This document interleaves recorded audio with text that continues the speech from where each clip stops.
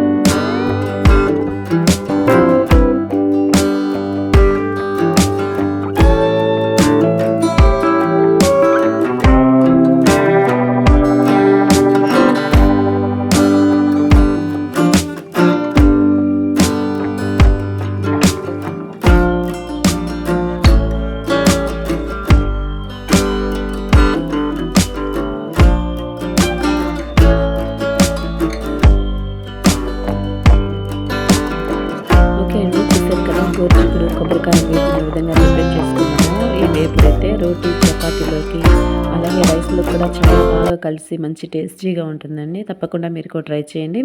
అలాగే వీడియో కనుక నచ్చినట్లయితే వీడియోకి ఒక లైక్ చేసి మరిన్ని రెసిపీస్ కోసం మన సాహిత్య రాజుస్ కిచెన్ ఛానల్ని సబ్స్క్రైబ్ చేసుకొని పక్కన బెల్ సింబల్ని క్లిక్ చేయండి. Thanks for watching our video.